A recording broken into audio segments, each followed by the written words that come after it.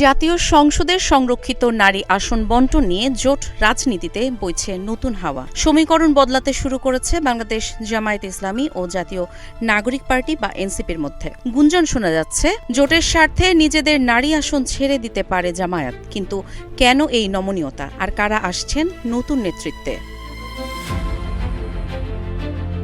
সংবিধান অনুযায়ী সংসদে বর্তমানে ৫০টি সংরক্ষিত নারী আসন রয়েছে। সাধারণত দলগুলোর অর্জিত আসনের অনুপাতে এগুলো বণ্টিত হয়। তবে এবারের প্রেক্ষাপট ভিন্ন। জামায়াতে ইসলামীর সহকারী সেক্রেটারি জেনারেল এহসানুল মাহবুব জুবায়ের ইঙ্গিত দিয়েছেন, জোট সঙ্গীদের সঙ্গে সমন্বয়ের বিষয়টি তাদের মাথায় রয়েছে। এখন পর্যন্ত ৫০টা আসন, তো যদি জুলাই জাতীয় সনদ বাস্তবায়নে তাহলে সেটা ১০০টাতে যাবে। তো যে ৫০টাতে আছে সেখানে আমরা স্ব দল থেকে দিচ্ছি, তবে আমরা কিছুটা সমন্বয় করব। এই জন্য একটা আইডিয়া আছে, কিছুটা সমন্বয় হবে, একটা আইডিয়া আছে। ইনশাআল্লাহ দেখি আগামী সপ্তাহে একবার আসেন, ইনশাআল্লাহ ঠিক করে কথা বলবো। আগামী সপ্তাহে ইনশাআল্লাহ।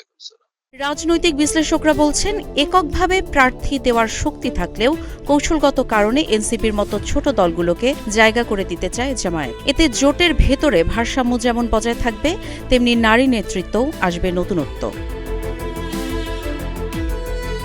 আলোচনায় সবচেয়ে বেশি গুরুত্ব পাচ্ছে জাতীয় নাগরিক পার্টি। দলটির সংসদে বর্তমানে ৬ জন সদস্য রয়েছেন। এনসিপি যুগ্ম আহ্বায়ক মনিরা শারমিন মনে করেন, সেই হিসেবে নারী আসনে তাদের প্রতিনিধিত্ব থাকাটাই স্বাভাবিক। না, এনসিপির তো চিন্তা বলতে কি, এটা তো আসলে জোট সঙ্গী হলে পারে আর কি দিতে পারে। এটার জন্য তো আসলে কোনো বাধ্যবাধকতা নাই যে কোনো আলাদা কোনো প্রসিজার নাই। জোট হলে এটা তাদের পক্ষ থেকেও দিতে পারে। তো সেরকম যদি তারা চিন্তা করে থাকে, তো এটা তো আসলে নেগেটিভলি দেখার কিছু নাই।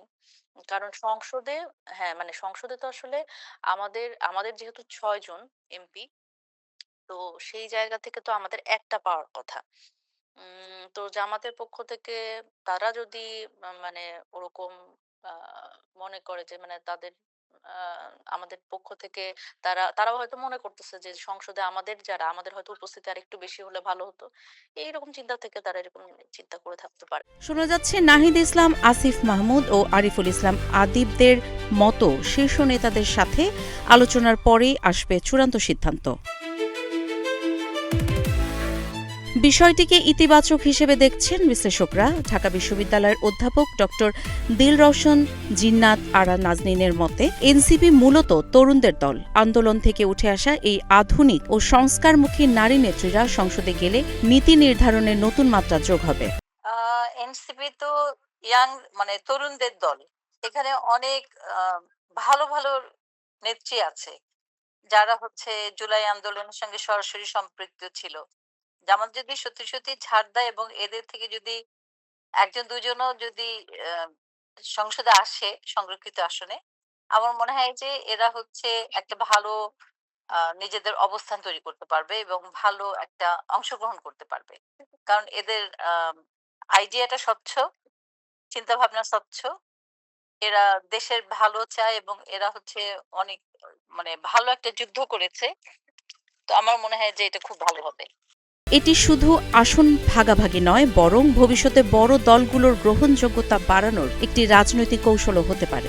সংরক্ষিত নারী আসনকে কেন্দ্র করে তৈরি হওয়া এই নতুন মেরুকরণ শেষ পর্যন্ত কোন দিকে যায়? তরুণ নেতৃত্ব কি পারবে সংসদীয় রাজনীতিতে নতুন ধারা তৈরি করতে?